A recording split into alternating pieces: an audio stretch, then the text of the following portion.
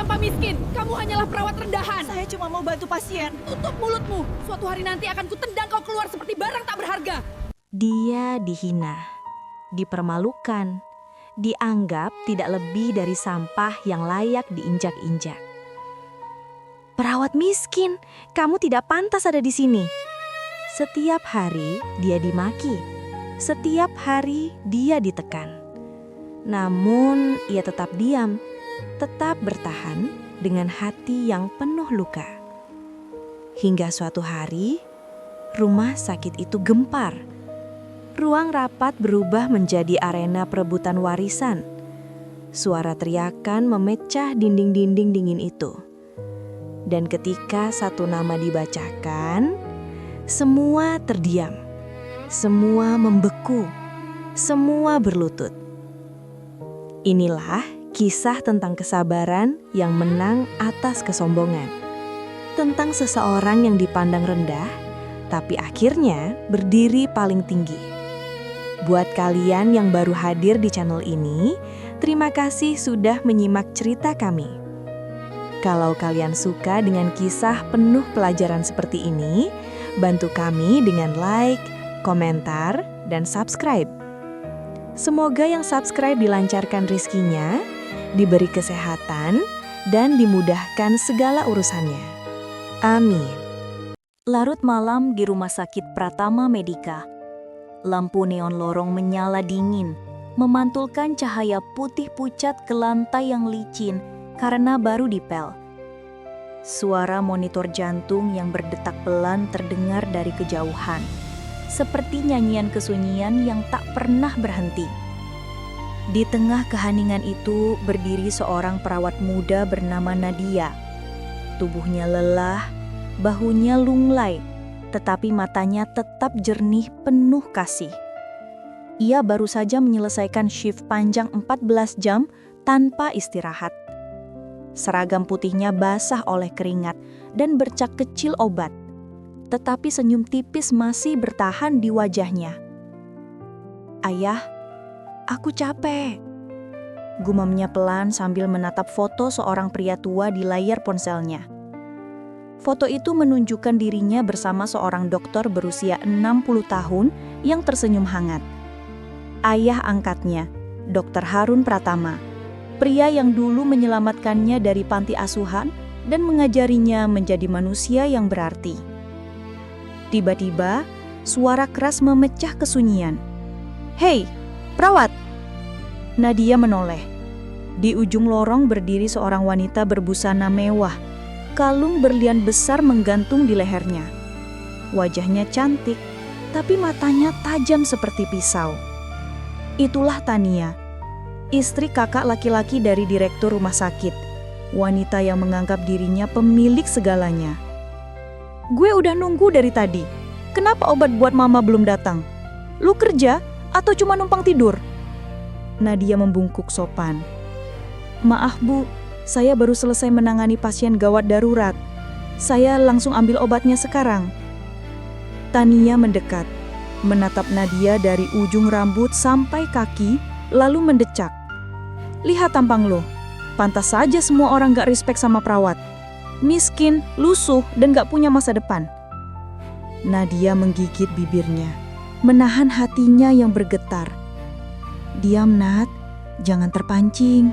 Ini pekerjaanmu, ini perjuanganmu." Namun, Tania tidak berhenti. Ia menepuk pipi Nadia pelan, seperti menghina seekor anjing. "Jangan mimpi bisa naik kelas ya. Orang kaya lo tuh hidup cuma buat diperintah."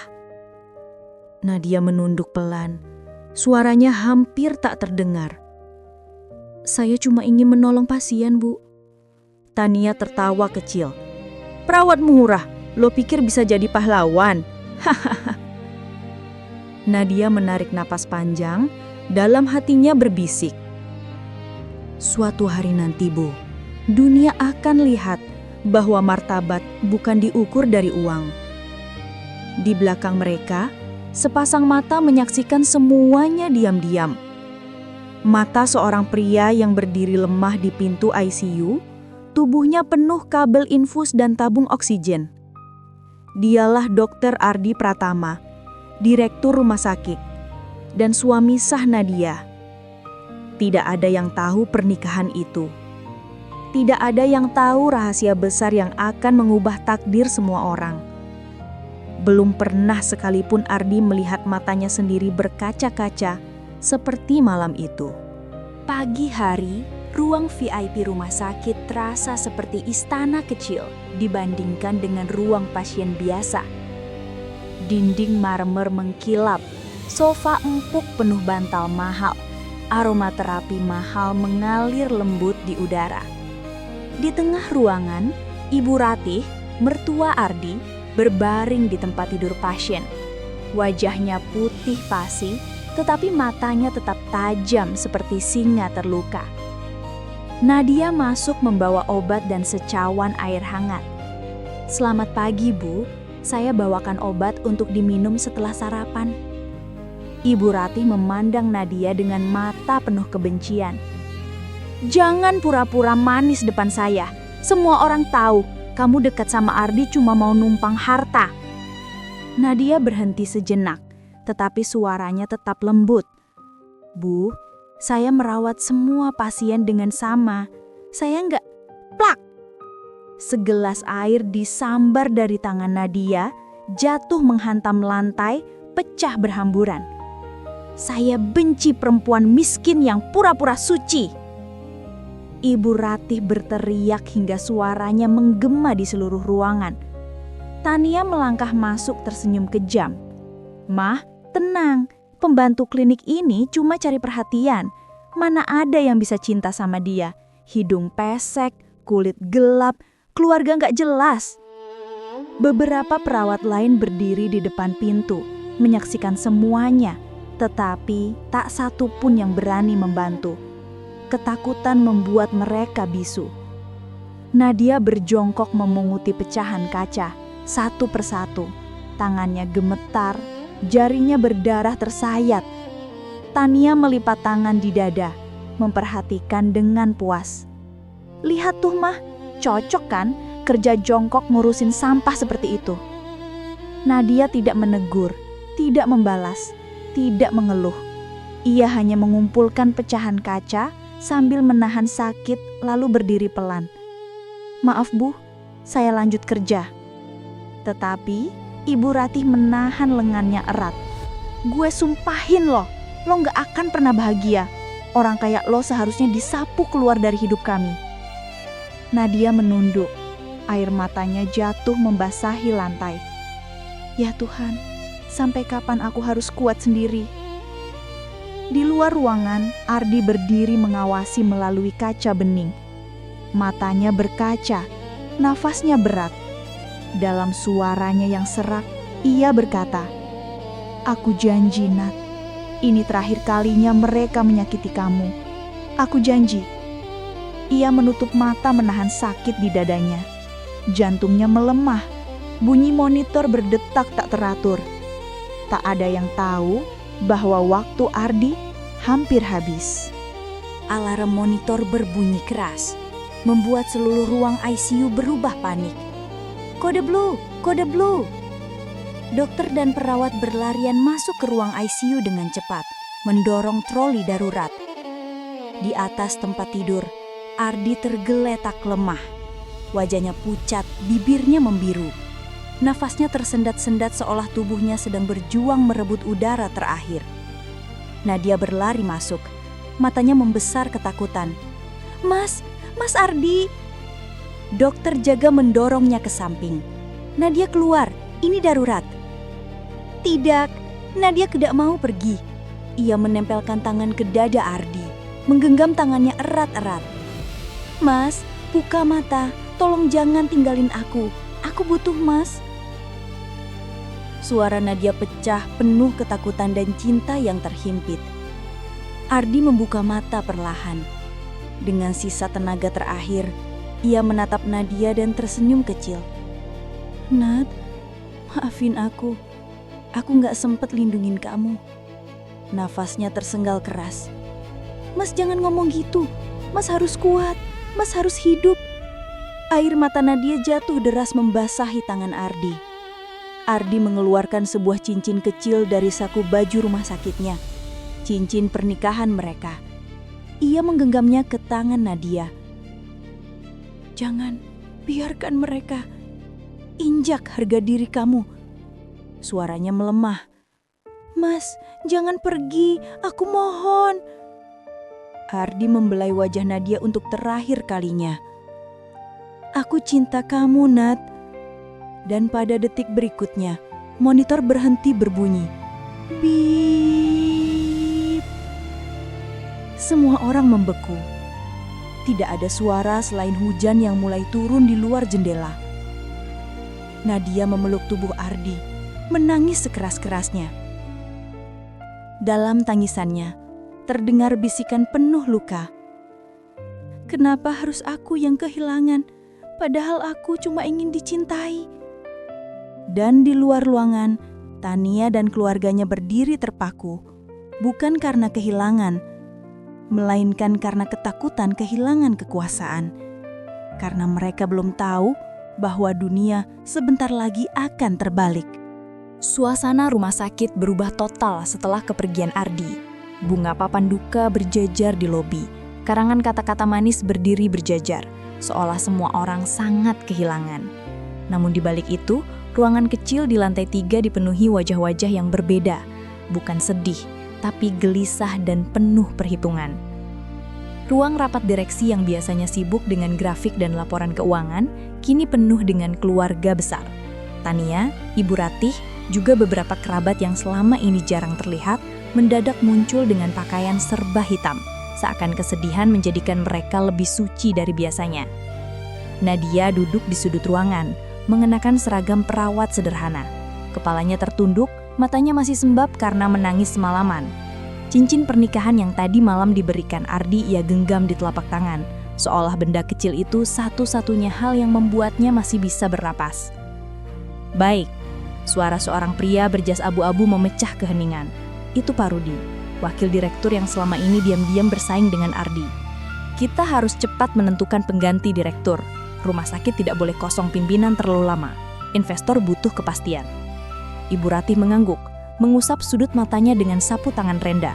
"Betul, dan menurut saya yang paling pantas menggantikan Ardi adalah keluarganya sendiri, bukan orang luar." Tatapannya sekilas mengarah ke Nadia, tatapan yang jelas mengatakan, "Kamu bukan siapa-siapa di sini." Tania mengangkat tangan, suaranya lantang. "Sebagai istri dari kakaknya Ardi, aku rasa aku punya hak bicara. Dari dulu aku yang paling sering bantu ngurus relasi sama pejabat dan donatur. Nama keluarga kita harus tetap di atas. Jangan sampai rumah sakit ini jatuh ke tangan orang asing yang gak ngerti apa-apa." Nadia masih diam. Setiap kata tentang keluarga membuat dadanya sesak. Ia ingat bagaimana Ardi selalu bilang, "Untuk mereka, kamu mungkin cuma perawat biasa. Tapi di mata Tuhan, kamu istriku yang sah, Nat." Kalimat itu bergema di kepalanya, tapi keberanian belum cukup kuat untuk keluar lewat mulutnya. Pak Rudi mengangguk berpura-pura setuju. "Ya, selama ini yang tampak di depan publik memang keluarga besar Pratama. Tapi sebelum memutuskan, kita harus menunggu pengacara keluarga. Beliau membawa surat wasiat Ardi dan Pak Harun. Tanpa itu, keputusan apapun bisa digugat." Tania mendengus tepat di samping Nadia. "Awah, paling cuma formalitas. Semua orang tahu Ardi nggak punya istri, dia terlalu sibuk sama rumah sakit." Kata-kata itu menusuk jantung Nadia. Ia menggenggam cincin di tangannya semakin kuat sampai ujung jarinya memutih. Ibu Ratih menimpali. "Sejak muda Ardi memang terlalu idealis. Kalau dia sempat nikah pun, pasti bukan dengan gadis nggak jelas asal-usulnya. Kita ini keluarga terhormat, bukan pengumpul anak panti." Beberapa orang terkekeh kecil. Nadia menunduk makin dalam.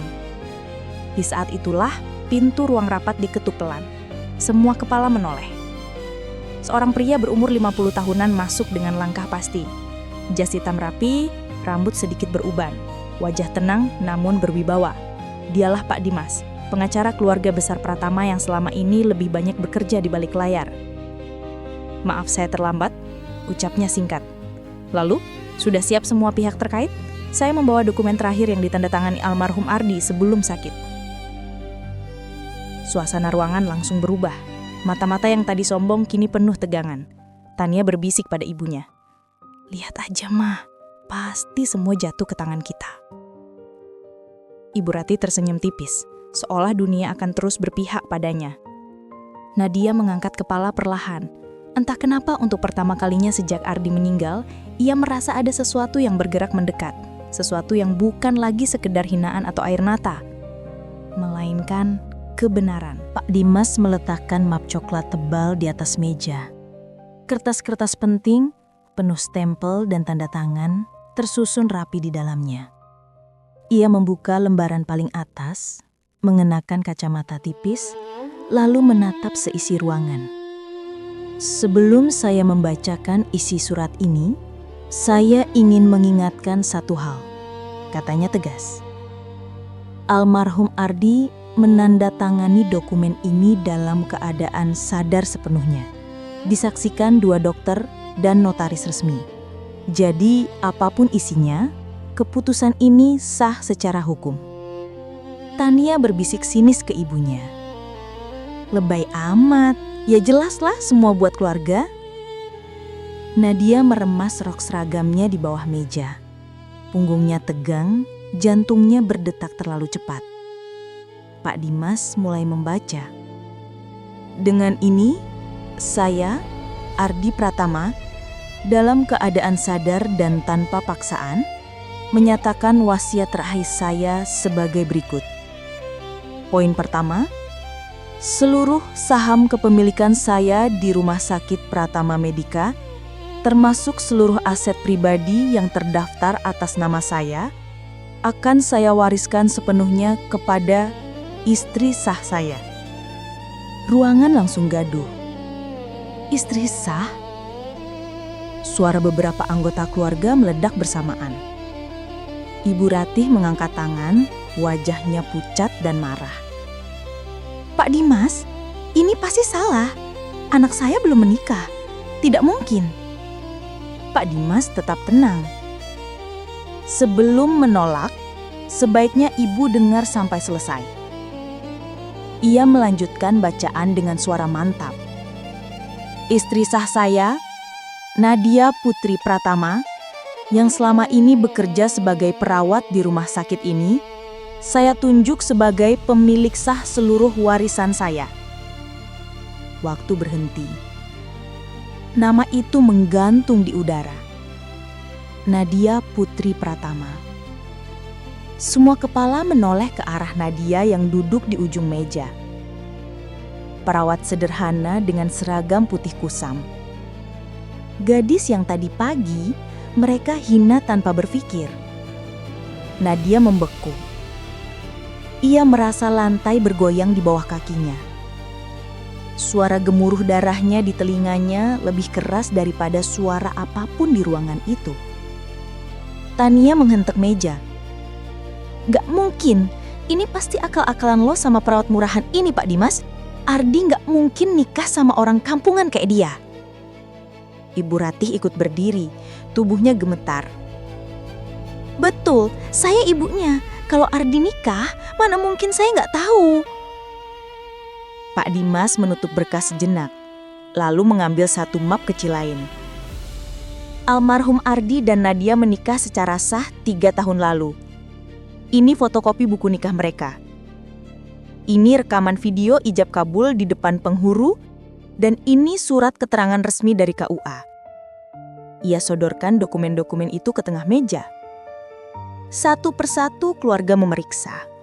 Wajah mereka berganti dari ragu, menjadi syok, lalu menjadi ngeri.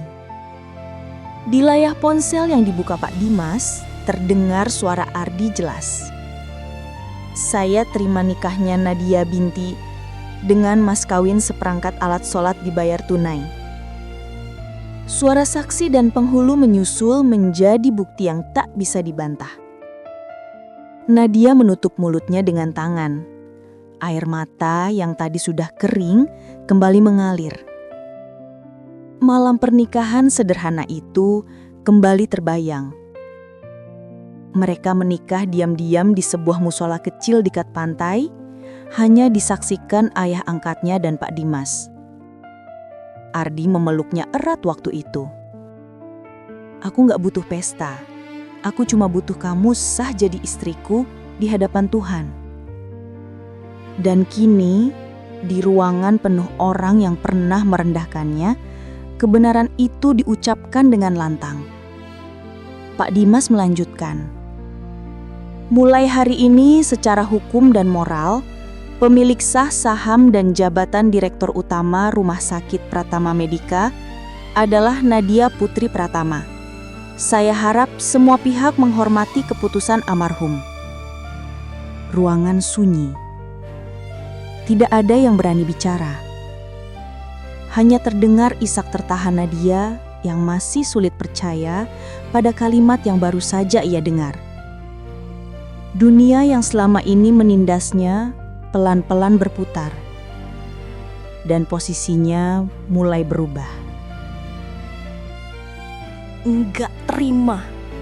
Teriakan Tania memecah keheningan.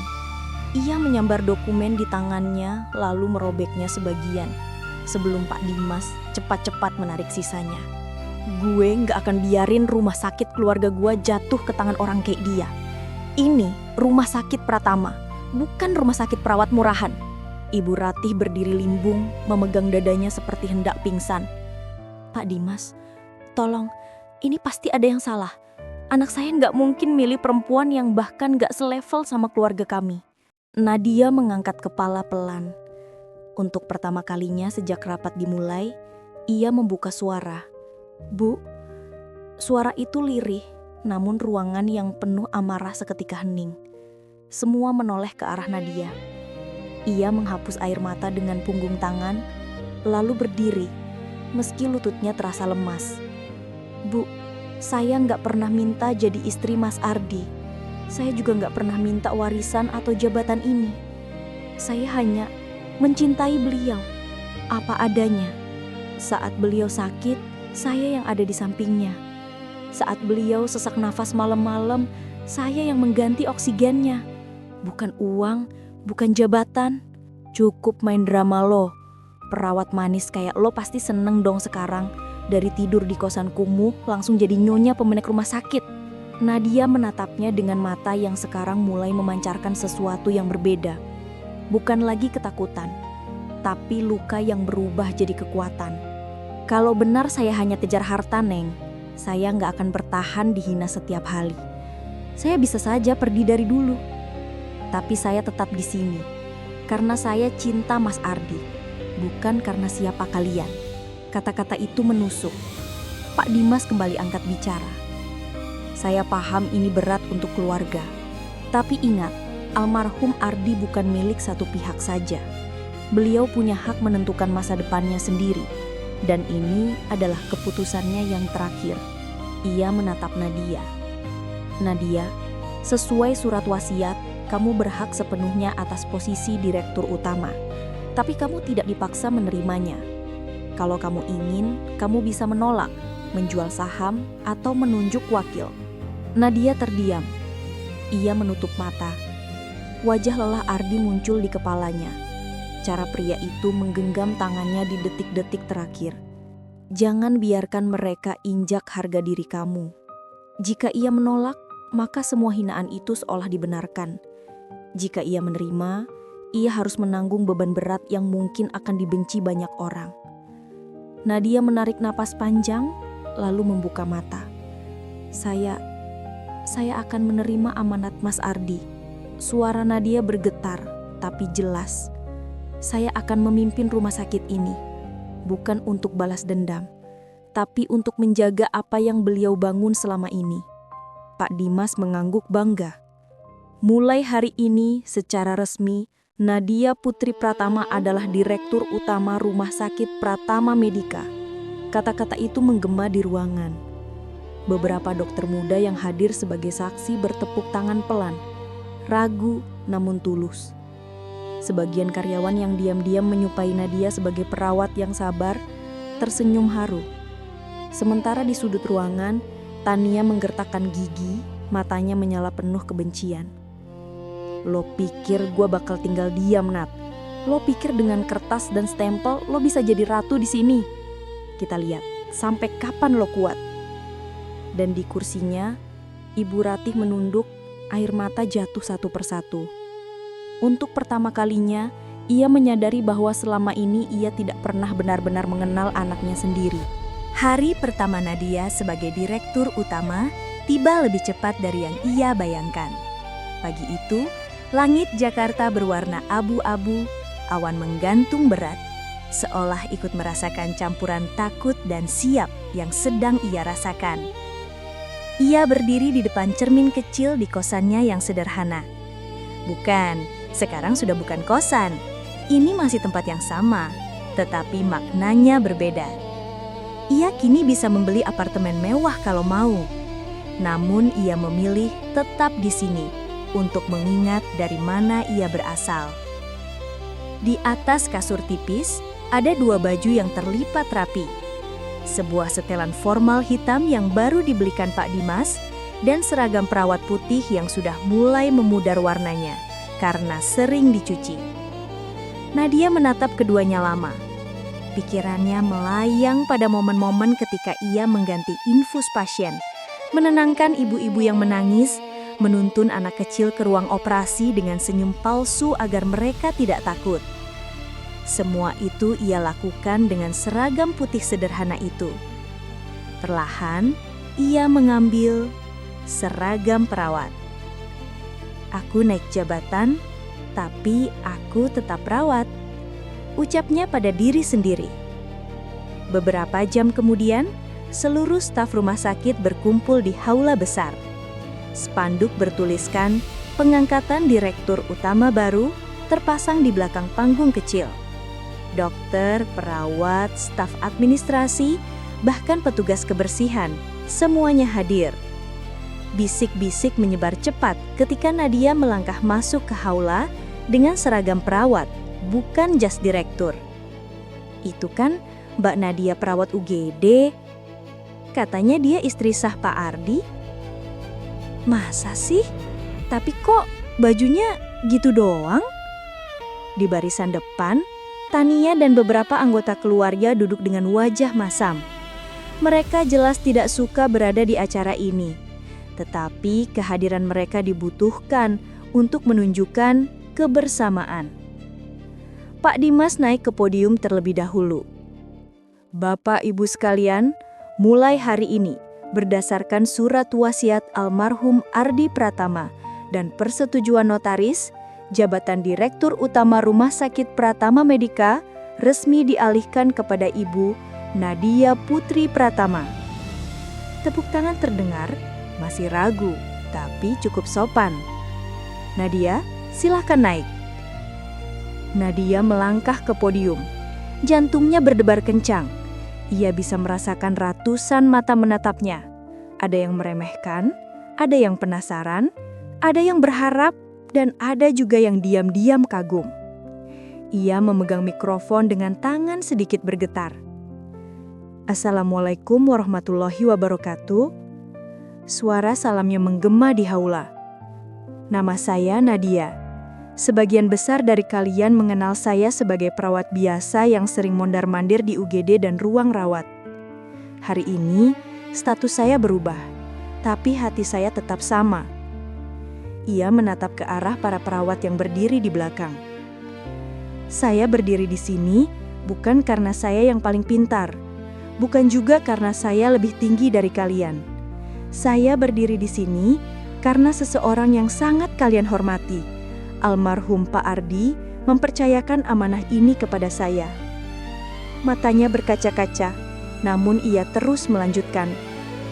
Saya tahu sebagian dari kalian mungkin bertanya-tanya, apakah perawat pantas memimpin rumah sakit sebesar ini? Jawaban saya sederhana.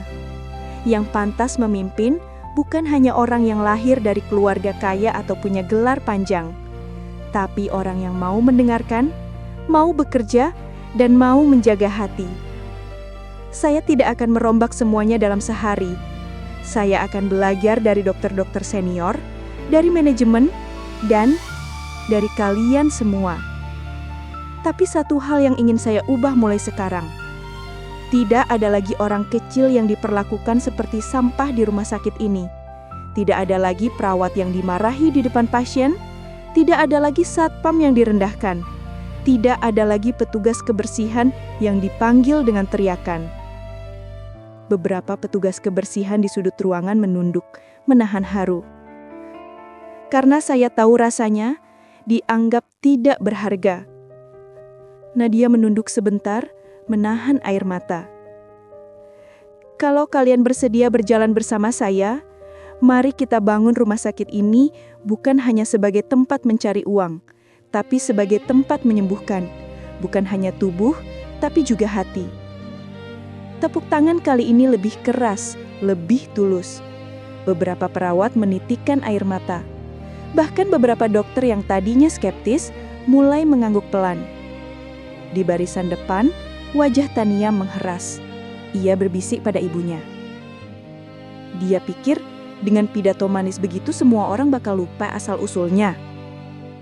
Ibu Ratih tidak menjawab. Ia justru menatap Nadia dengan pandangan yang berbeda. Ada sesuatu di sana, antara penyesalan dan rasa malu.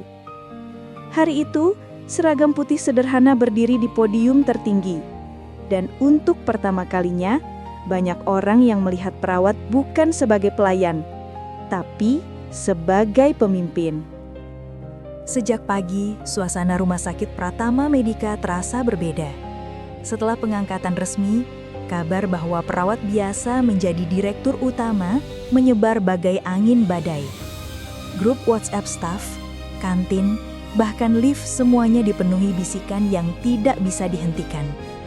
Di kantin, seorang perawat senior berbisik pada rekannya sambil melirik ke arah Nadia yang sedang makan roti sambil membaca laporan.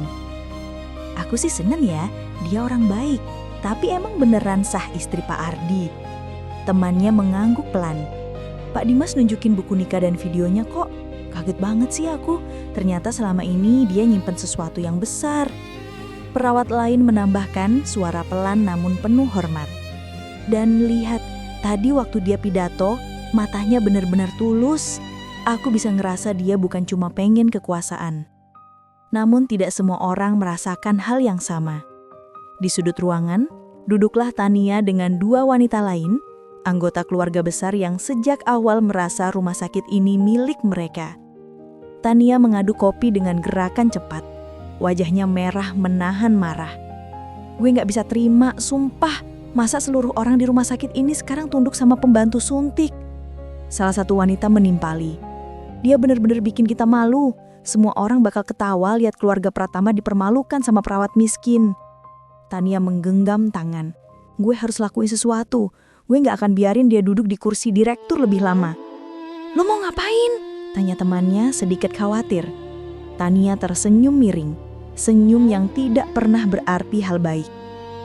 Kita bikin dia kelihatan gak pantas sebagai perawat dulu. Sore hari di ruang perawatan, Nadia sedang memeriksa grafik pasien satu persatu. Meskipun sudah menjadi direktur, dia tetap turun ke lapangan. Dia tidak mau meninggalkan pasiennya karena gelar yang baru ia terima. Di kasur nomor 9, seorang anak laki-laki berumur 8 tahun terbaring lemah. Ibunya berdiri di samping. Wajahnya penuh kecemasan. Bu, putra saya kenapa nggak sembuh-sembuh ya? Sudah 3 hari. Nadia tersenyum menenangkan. Kita coba variasikan terapi oksigen ya Bu, dan saya akan pantau langsung. Tenang ya. Ibu itu menangis lega. Terima kasih banyak Bu Nadia. Kalau bukan karena ibu, saya nggak tahu harus gimana. Perawat jaga menatapnya dengan kagum. Mbak Nadia kok nggak ganti baju direktur sih? Kok masih kerja langsung kayak gini? Nadia tertawa kecil. Saya jadi direktur bukan untuk duduk manis di ruang kaca. Saya perawat dulu dan saya ingin tetap jadi perawat. Kalimat itu menghangatkan hati siapapun yang mendengarnya. Namun di balik tirai ruang perawatan, seorang asisten keluarga Tania diam-diam memotret dan merekam Nadia dari sudut gelap. Ia mengirim video itu langsung ke Tania. Target turun lapangan tanpa izin protokol, saat yang tepat buat serang. Malam itu, setelah semua pasien pulang, Nadia duduk di ruang direktur untuk pertama kalinya. Ia membuka laci meja dan menemukan foto Ardi tersenyum sambil menggendong kucing kampung, foto yang belum pernah ia lihat sebelumnya. Ia tersenyum, ujung matanya hangat. Mas, lihat aku. Aku terus berjuang. Tiba-tiba pintu ruangan terbuka keras. Tania masuk membawa beberapa dokter senior bersamanya. Nadia, aku mau laporan resmi. Ia melempar map ke Teja. Lo melakukan prosedural tanpa tanda tangan dokter penanggung jawab. Itu melanggar SOP rumah sakit. Bahkan bisa disebut malpraktik. Nadia terkejut. Aku nggak pernah lakukan itu. Semua tindakan tadi sudah melalui dokter jaga. Dokter senior di belakang Tania menggeleng-geleng. Tidak ada tanda tangan. Aku sudah cek. Tania menekan map itu ke dada Nadia. Gue punya bukti video. Lo main dokter-dokteran sama anak kecil tanpa izin. Lo pikir lo siapa? Nadia menatap map itu. Tangannya gemetar. Bu Tania, itu bukan tindakan operasi. Itu penggantian terapi oksigen dan dokter jaga ada di sana. Tania mendengus. Setetes kesalahan kecil bisa bikin lo jatuh. Kita lihat apakah direktur baru masih bisa berdiri setelah rapat komite etik besok. Nadia memejamkan mata. Tapi ketika ia membukanya, wajahnya bukan ketakutan, melainkan keyakinan.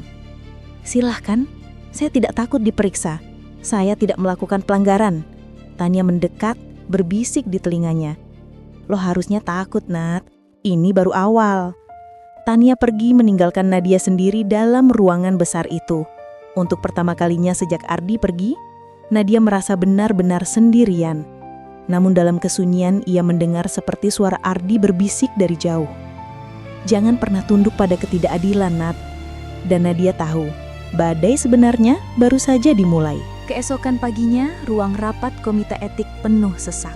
Dokter senior duduk berbaris, para kepala ruangan hadir, dan sebagian staf berdiri di belakang. Suasana lebih panas daripada konferensi medis manapun. Di ujung meja, Ketua Komite Etik Dr. Bima mengetuk palu kecil. Rapat dimulai. Agenda hari ini, penyelidikan pelanggaran prosedur oleh Direktur Utama Ibu Nadia Putri.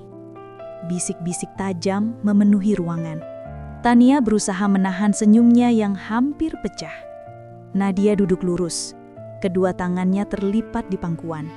Ia tidak mengenakan jas formal. Ia tetap memakai seragam perawat.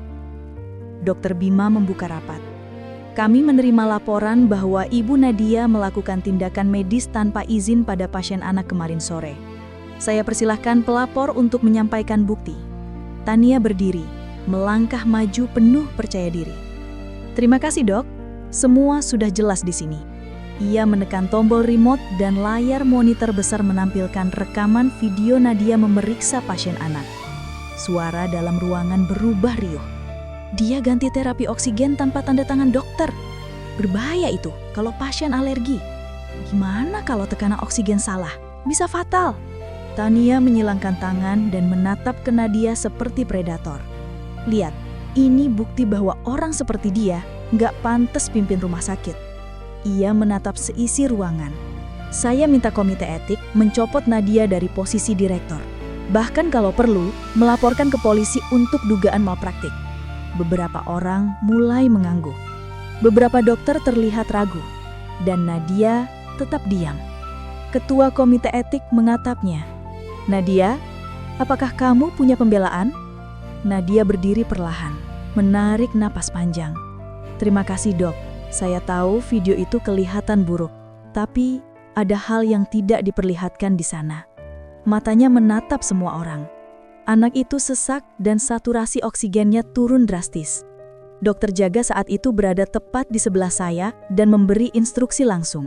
Saya hanya menjalankan perintah. Saya tidak pernah mengambil tindakan mandiri. Dokter Bima mengangkat alis. Apakah ada saksi untuk itu? Ya, ada. Pintu ruang rapat terbuka. Masuklah dokter jaga malam itu, Dr. Reno. Wajahnya lelah tapi tegas. Saya saksi. Saya yang memerintahkan Nadia mengganti terapi oksigen untuk menyelamatkan pasien. Ruangan langsung hening. Jika Nadia menunggu tanda tangan saya dulu, anak itu mungkin sudah kehilangan nafas. Nadia bertindak tepat dan cepat. Dan saya yang bertanggung jawab sebagai dokter penanggung jawab. Tania berdiri kaku. Wajahnya memucat, tangan mengepal keras. Tapi tanda tangannya mana? Dr. Reno mengeluarkan kertas dari map. Ini tanda tangan saya. Saya tanda tangani setelah keadaan stabil. dan saya kirim melalui sistem elektronik rumah sakit. Pak Dimas yang tiba-tiba muncul di pintu menambahkan, dan bukti digital itu sudah aman dalam server, tidak bisa direkayasa. Semua mata menatap Tania. Ketua Komite Etik mengangguk. Tidak ada pelanggaran prosedur, kasus ditutup. Tidak ada tindakan disiplin. Tepuk tangan pelan terdengar di sudut ruangan. Nadia menunduk, menahan air mata, bukan karena marah, tapi karena lega dan bersyukur. Dr. Reno menatapnya dan berkata pelan, "Kamu bukan sekedar direktur, Nat. Kamu perawat berhati emas." Tania mundur satu langkah. Wajahnya merah padam, tangan mengepal keras. "Ini belum selesai. Gue akan jatuhin lo sampai hancur." Dan ia keluar meninggalkan ruangan, pintu bergoncang keras saat ia hentakan. Ketua Komite Etik menatap Nadia. "Kamu sudah membuktikan bahwa kamu pantas ada di sini. Rumah sakit ini butuh orang kayak kamu." Untuk pertama kalinya setelah Ardi pergi, Nadia tersenyum tulus. Tapi badai berikutnya sudah menunggu di luar pintu. 3 hari setelah rapat Komite Etik, suasana rumah sakit kembali normal di permukaan. Namun badai diam-diam bergerak di bawahnya. Di ruang pantry dokter, beberapa orang berbisik sambil memandang layar ponsel. Dengar belum? Ada gosip baru. Apalagi? Katanya si Nadia itu cuma ngincer harta. Bahkan katanya dia janda kaya abal-abal. Serius? Dari mana? Dari grup keluarga Pratama. Katanya perawat itu cuma manipulasi Ardi pas dia sakit. Gosip berputar cepat seperti api yang disiram bensin. Video pendek yang dipotong dengan framing manipulatif mulai viral di internal rumah sakit. Video Nadia menangis di ICU saat Ardi wafat diputar seakan ia sedang berakting dramatis. Caption yang menyebar di gosip, "Tangisan palsu demi warisan." Nadia melihat layar ponselnya dengan mata membesar. Ia tidak bisa menahan air mata yang jatuh berlinang. Bagaimana mungkin momen paling menyakitkan hidupnya digunakan untuk menghancurkannya? Nadia berdiri di balkon lantai 7 memandang kota Jakarta penuh lampu. Dingin malam menyentuh kulitnya, tapi tidak sedingin kata-kata yang menampar hatinya. "Mas, aku kuat kan? Aku harus kuat." Tiba-tiba seseorang membuka pintu balkon. Ibu Ratih berdiri di sana. Nadia menegang. Ia tidak menyangka wanita yang paling membenci dirinya akan muncul di tempat sunyi ini. Mereka diam lama. Suara mobil dan klakson dari bawah terasa sangat jauh. Akhirnya, Ibu Ratih membuka suara. Suara yang selama ini hanya digunakan untuk menghardik, kini terdengar rapuh. "Nadia, aku minta maaf. Aku selama ini buta. Aku pikir perempuan baik selalu datang dengan gaun mahal dan nama besar. Tapi saat Ardi pergi, aku baru sadar. Yang ada di sampingnya bukan keluarganya, bukan aku, bukan saudara-saudaranya, tapi kamu." Ia menutup mulut dengan tangan, tubuhnya bergetar. Ibu Ratih melangkah maju, menggenggam tangan Nadia untuk pertama kalinya. "Maafkan aku, Nak. Kalau kamu mau, izinkan aku jadi ibumu." Tangis Nadia pecah. Ia memeluk ibu mertuanya erat-erat. "Terima kasih, Bu. Aku selalu ingin punya ibu. Bukan untuk harta, tapi untuk pelukan ini." Dari jauh, seseorang melihat mereka. Tania, matanya berkilat penuh racun. Drama murah, kalian pikir bisa bikin semua orang luluh? Ia mengeluarkan ponsel dan mengetik cepat. "Siap, eksekusi rencana kedua malam ini." Dan ia pergi seperti bayangan gelap. Malam itu, berita palsu di media sosial lokal muncul. Direktur rumah sakit diselidiki atas pemalsuan dokumen warisan. Tak ada nama Tania, tak ada jejak. Hanya fitnah yang dilemparkan seperti pisau tajam ke jantung yang sudah kelelahan. Dan Nadia tahu, besok pagi dunia akan memutuskan apakah ia akan tenggelam atau bangkit lebih tinggi dari sebelumnya. Keesokan pagi, halaman depan rumah sakit dipenuhi wartawan dan kamera televisi lokal. Mikrofon diarahkan ke pintu utama, lampu blitz berkedip tanpa henti. Benar Ibu Nadia memalsukan dokumen warisan. Apa benar pernikahan itu hanya rekayasa untuk mendapatkan kekayaan? Hari ini ada rapat darurat direksi. Apakah Ibu Nadia akan dicopot? Suara yang berdesakan itu menusuk telinga siapapun yang mendengarnya. Nadia tiba di pintu masuk rumah sakit ditemani Pak Dimas dan beberapa staf keamanan. Ia memakai seragam putihnya, bukan pakaian mewah. Rambutnya diikat rapi, tapi wajahnya masih pucat. Begitu ia turun dari mobil, mikrofon dan kamera langsung mengarah ke wajahnya. Sorotan lampu tajam menerpa dan kerumunan terasa seperti lautan gelap yang ingin menelannya hidup-hidup. Bu Nadia, apakah benar Anda memalsukan pernikahan dengan almarhum Ardi? Benarkah Anda adalah perempuan licik yang memanfaatkan pasien untuk mencari uang? Apakah Anda siap dipenjara kalau terbukti bersalah? Nadia berhenti. Ia menatap ke depan, bukan menunduk, bukan lari. Dalam hatinya ia berdoa, "Ya Allah, jika ini jalanku, jangan biarkan aku terjatuh tanpa kehormatan." Ia mengambil mikrofon dari salah seorang wartawan dengan tangan yang gemetar, namun matanya tegas. "Assalamualaikum warahmatullahi wabarakatuh." Kerumunan sedikit terdiam. "Saya Nadia, perawat biasa yang Allah titipkan amanah besar. Saya tidak datang dari keluarga kaya. Saya tidak punya banyak. Tapi saya punya hati yang mencintai suami saya dengan tulus." Nadia menarik napas, suaranya mulai stabil. "Saya tidak pernah memalsukan apapun. Pernikahan saya dengan Pak Ardi sah secara agama dan hukum. Dokumennya ada, saksinya ada, dan saya tidak takut membuktikannya." Wartawan saling pandang. Kamera fokus semua pada wajahnya. "Kalau kalian mau jatuhkan saya silahkan. Tapi jangan pernah injak harga diri orang kecil lagi." Tepuk tangan pelan terdengar dari kerumunan. Dan dari belakang kerumunan terdengar suara kecil. "Bu Nadia!"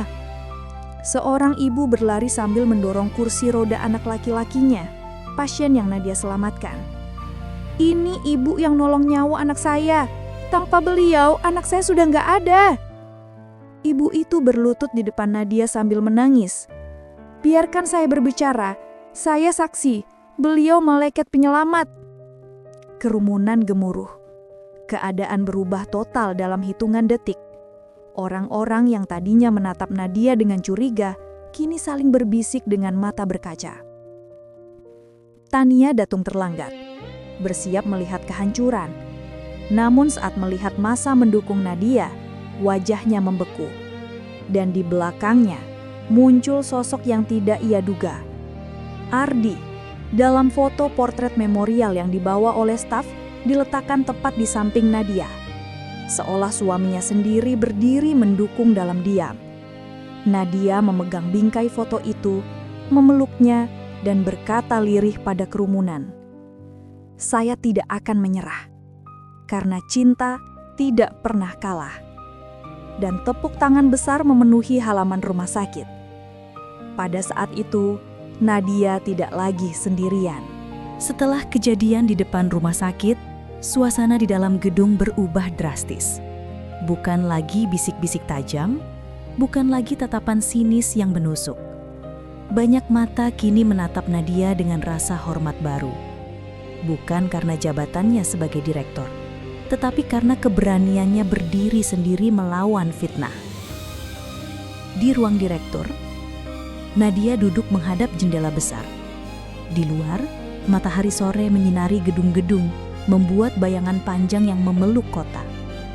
Di atas meja, berserakan dokumen laporan keuangan, proposal program sosial, dan beberapa map yang belum sempat disentuhnya sejak badai fitnah kemarin. Pintu diketuk pelan. "Masuk," ucap Nadia. Pak Dimas melangkah masuk, disusul beberapa direksi dan kepala bagian. Wajah mereka serius, tapi bukan lagi dingin. "Maaf mengganggu, Bu Nadia," ujar Dr. Bima, Ketua Komite Etik. "Kami sudah mengadakan rapat internal direksi tadi siang." Nadia berdiri refleks. "Hasilnya?" Apa saya harus mundur, Dok? Dokter Bima menggeleng pelan. Matanya justru menghangat. Justru sebaliknya, kami memutuskan untuk memberikan dukungan penuh kepada Ibu sebagai direktur utama. Nadia terpaku. Dukungan penuh? Seorang kepala perawat yang lebih tua melangkah maju, menangkupkan tangan. Kami sudah melihat sendiri bagaimana Ibu diperlakukan tidak adil. Tapi Ibu tetap memilih menenangkan pasien, bukan menyerang balik.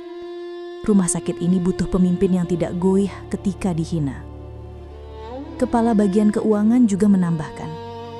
Dan secara administrasi, seluruh dokumen warisan dan pernikahan Ibu sah dan bersih. Fitnah di luar hanya suara kosong tanpa dasar. Kami malu kalau diam saja. Pak Dimas tersenyum kecil. Saya sudah mengirim somasi pada beberapa akun yang menyebarkan fitnah.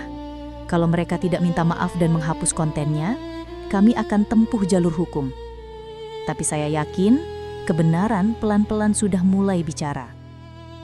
Nadia menatap satu persatu orang di ruangan itu.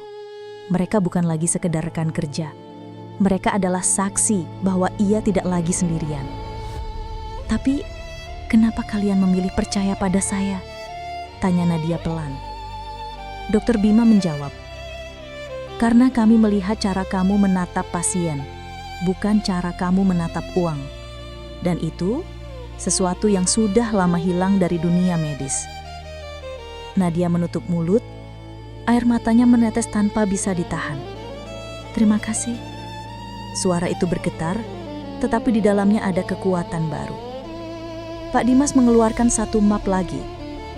Ini surat tambahan dari Pak Harun, ayah angkatmu yang baru kami temukan di berangkas lama. Seharusnya dibuka setelah semua keributan reda. Nadia menerima map itu dengan tangan gemetar. Ia membuka pelan, membaca tulisan tangan yang sangat ia kenal. Nadia, kalau kamu membaca ini berarti badai sudah datang. Aku tahu dunia tidak akan mudah menerima seorang perawat sebagai pemimpin. Tapi ketahuilah, aku dan Ardi memilihmu bukan karena kamu sempurna, tapi karena kamu punya hati. Kalau suatu hari kamu merasa sendirian, lihatlah sekeliling. Akan ada orang yang diam-diam berdiri di belakangmu. Bukan karena mereka takut, tapi karena mereka akhirnya bisa melihat apa yang aku lihat sejak hari pertama bertemu kamu. Jangan takut, Nak. Warisan terbesar bukan gedung ini, bukan rekening ini, tapi nama baik yang kamu jaga dengan kejujuran. Tulisan itu mengabur oleh air mata yang jatuh. Nadia memeluk surat itu di dada. Terima kasih, Kek, bisiknya. Aku akan jaga semuanya, bukan untuk menang, tapi untuk tidak memalukan cinta kalian. Saat ia menghapus air matanya, pandangannya tertuju pada bayangan Tania yang berdiri di depan pintu, tidak jadi masuk. Wajah Tania sulit dibaca, antara marah, tercabik, dan sedikit gentar.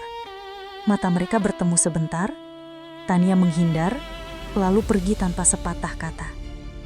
Dan Nadia tahu, masih ada satu hati yang belum menyerah untuk menjatuhkannya. Tapi ia juga tahu, sekarang ia tidak harus menghadapinya sendirian lagi.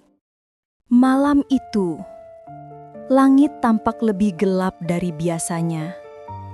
Hujan turun perlahan, menetes di jendela-jendela rumah mewah milik keluarga besar Pratama. Di ruang tengah, Tania duduk gelisah di sofa, memandangi layar ponselnya berkali-kali. Berita dukungan terhadap Nadia terus bermunculan. Video rekaman ibu pasien yang berlutut berterima kasih sudah ditonton ribuan kali. Komentar penuh doa mengalir deras. Ia menggertakkan gigi. Kenapa semua tiba-tiba berpihak ke dia? Pintu rumah terbuka. Ayahnya masuk dengan langkah berat, membawa map tebal di tangan. Tania, kita perlu bicara. Tania mendengus. Apalagi ya, aku lagi pusing. Ayahnya melempar map itu ke meja. Dokumen-dokumen berhamburan keluar. Laporan transfer bank, bukti pengeluaran tak wajar, dan email-email yang tercetak. Semua atas nama Tania. Apa ini ya? Suaranya bergetar. Ini bukti penggelapan dana yang kamu lakukan dari yayasan keluarga dan proyek donasi rumah sakit selama 2 tahun terakhir.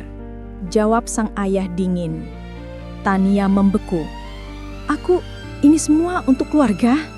Sang ayah menggeleng. Tidak, Tania. Ini semua untuk gengsi dan ambisimu sendiri. Tas-tas mahalmu, liburan ke luar negeri, pesta ulang tahun berlebihan. Semuanya dari uang yang seharusnya untuk pasien miskin. Wajah Tania memucat. Tapi semua orang seperti itu ya, itu sudah biasa. Lagian rumah sakit sejak dulu milik kita. Apa salahnya aku pakai sedikit? Ayahnya menatap tajam.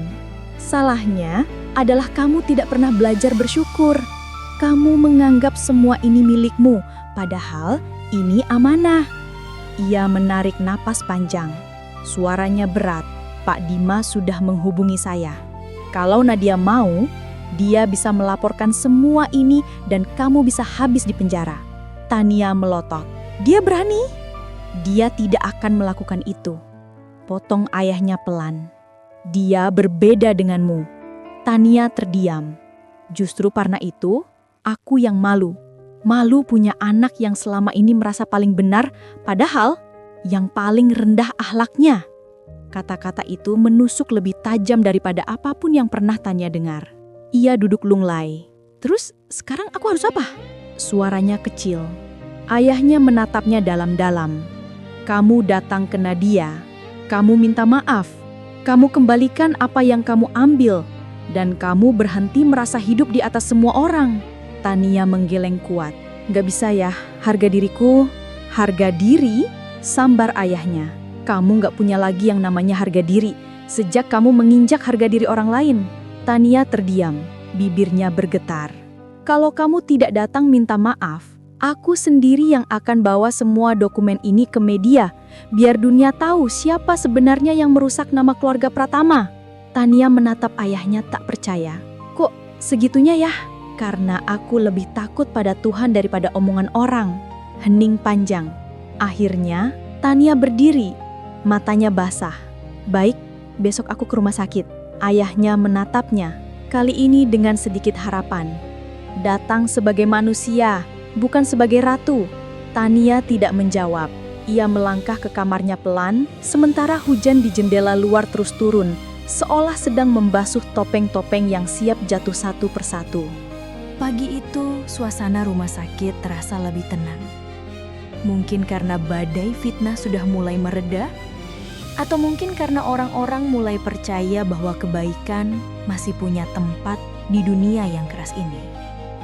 Nadia berdiri di depan jendela ruang direktur, melihat aktivitas di halaman. Ambulans datang dan pergi, perawat hilir mudik, satpam membantu mengatur parkir. Semua berjalan seperti biasa.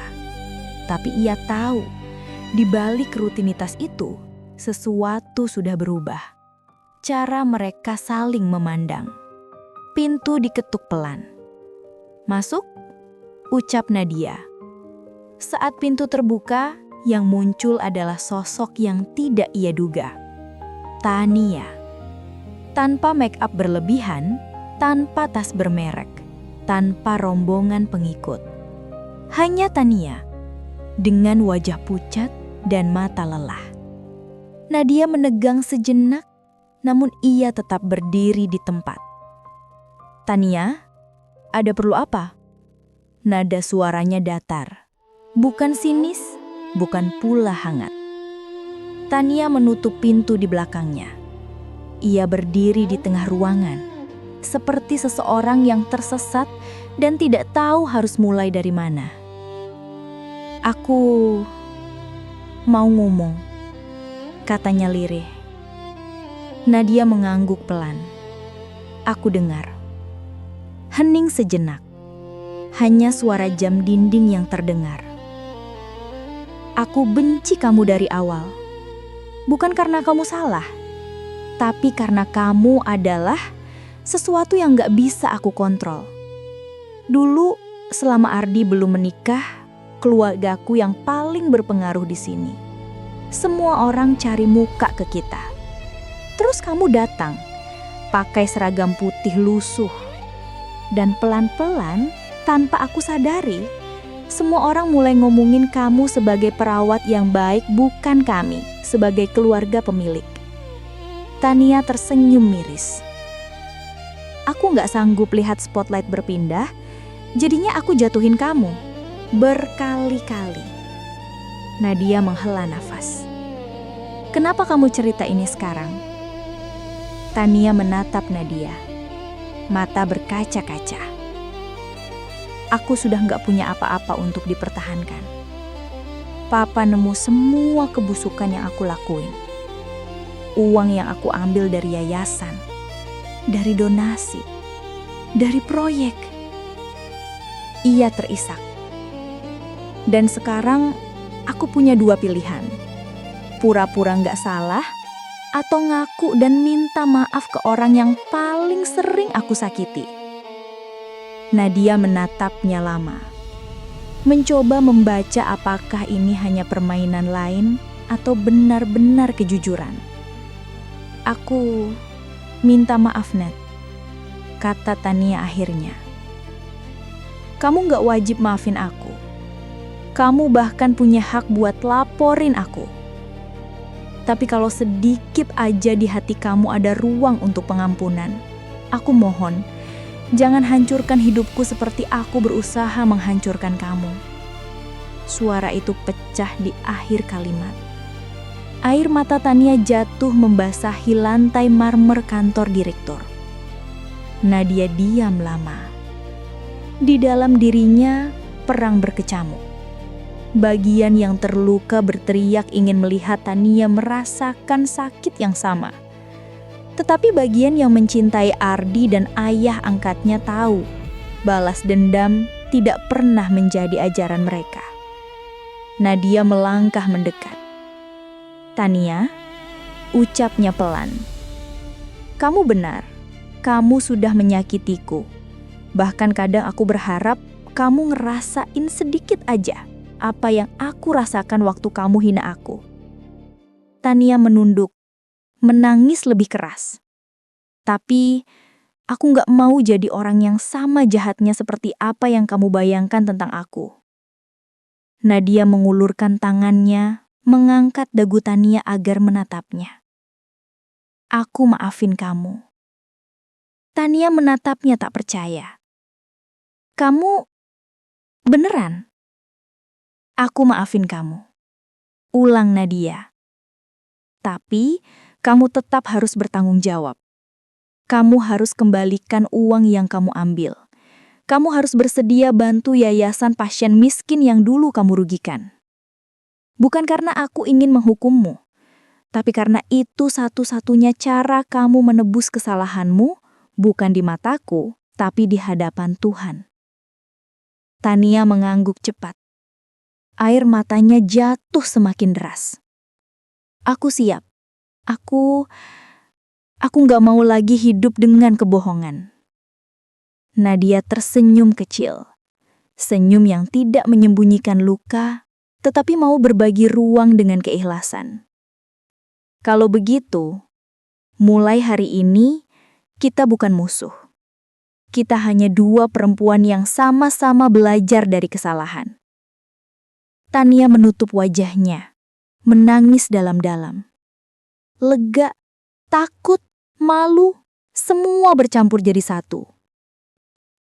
Dan di pojok ruangan, foto Ardi seakan tersenyum melihat dua perempuan yang ia tinggalkan, akhirnya tidak lagi berdiri saling berhadap-hadapan, tetapi berdiri di jalan yang sama, meskipun dengan beban masing-masing. Beberapa bulan berlalu. Rumah sakit Pratama Medika kini terasa berbeda.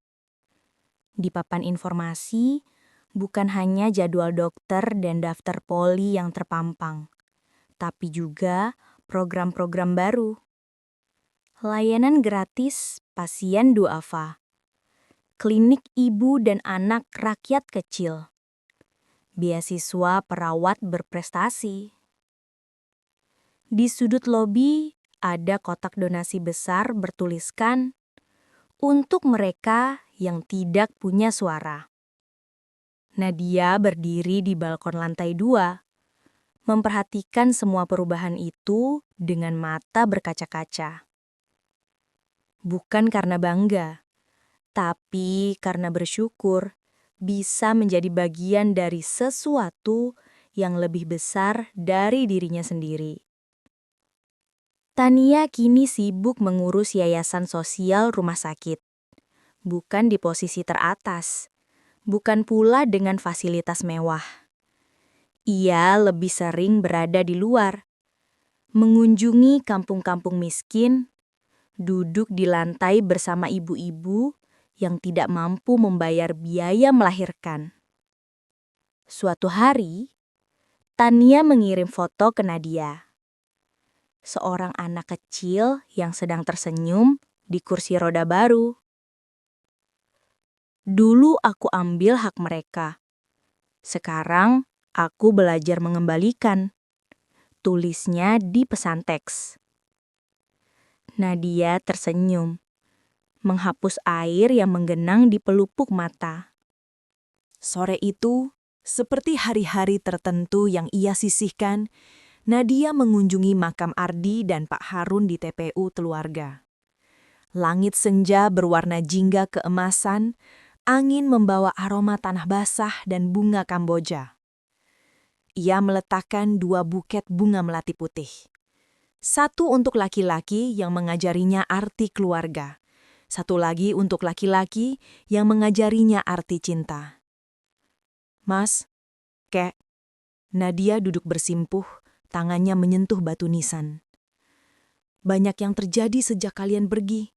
Aku jatuh, digosipin, difitnah, dihina, tapi aku juga belajar bangkit. Ia tersenyum kecil, meski air mata mengalir di pipinya. Aku nggak sempurna. Kadang aku ingin marah, ingin balas semua sakit hati. Tapi setiap kali itu muncul, aku ingat kalian. Kalian yang selalu bilang kalau kehormatan tidak dibangun dari berapa banyak kita menang, tapi dari seberapa banyak kita menahan diri untuk tidak jadi seperti orang yang menyakiti kita. Nadia menarik napas panjang. Rumah sakit sekarang perlahan-perlahan berubah. Bukan lagi tempat orang kaya merasa berkuasa, tapi tempat di mana orang kecil juga dihargai. Tania sudah mulai belajar memperbaiki kesalahannya. Ibu sekarang sering peluk Atu kalau kami ketemu. Dan kadang, aku merasa baru benar-benar punya orang tua. Ia menatap kedua nisan itu dengan penuh cinta. Mas, aku rindu setiap hari. Tapi aku juga tahu, kalau Mas masih hidup, Mas pasti bilang, jangan habiskan hidupmu hanya dengan menangisi kepergianku. Maka aku berdiri. Aku terus jalan, bukan karena aku kuat, tapi karena aku membawa nama kalian di setiap langkahku. Angin sore bertiup pelan, membuat daun-daun bergoyang seolah mengamini setiap kata. Semoga Allah menjaga kalian di sana, ucap Nadia lirih. Dan semoga aku tidak memalukan cinta yang pernah kita bagi. Ia mengusap air mata, lalu berdiri. Saat ia berjalan keluar dari pemakaman, matahari senja tepat berada di belakangnya, menciptakan siluet lembut di tanah merah. Di jalan setapak menuju gerbang, ada seorang ibu dengan anak kecil yang sakit duduk di bawah pohon, tampak kebingungan mencari alamat rumah sakit yang mereka dengar bisa menolong orang tidak mampu. Nadia menghampiri. "Ibu cari rumah sakit Pratama Medika?" tanyanya lembut. Iya nak. Katanya di sini ada rumah sakit yang bisa bantu orang nggak punya uang." Nadia tersenyum hangat. "Iya Bu, rumah sakit itu milik seseorang yang dulu juga susah, tapi sekarang dia cuma pengen bantu orang." "Yang punya orang kaya ya nak?" tanya ibu itu. Nadia menggeleng pelan. "Dia cuma perawat biasa yang kebetulan dikasih amanah." ia meraih tangan ibu itu. "Ayo Bu, saya antar. Di sana, ibu dan anak ibu akan dianggap manusia, bukan dilihat dari dompetnya." Anak kecil itu memegang tangan Nadia dengan polos. "Mak, Mbak kerja di situ?" tanyanya. "Iya, aku perawat di sana." Ia menatap langit sebentar dan sedikit menjaga warisan orang-orang yang sangat aku cintai. Mereka berjalan bersama menuju gerbang. Langkah kecil namun mantap. Di belakang mereka, matahari tenggelam perlahan, meninggalkan cahaya lembut yang seakan berjanji bahwa tidak ada air mata yang sia-sia jika ditumpahkan demi kebaikan. Buat kalian yang baru hadir di channel ini, terima kasih sudah menyimak cerita kami. Kalau kalian suka dengan kisah penuh pelajaran seperti ini, bantu kami dengan like, komentar, dan subscribe. Semoga yang subscribe dilancarkan rezekinya, diberi kesehatan, dan dimudahkan segala urusannya. Amin.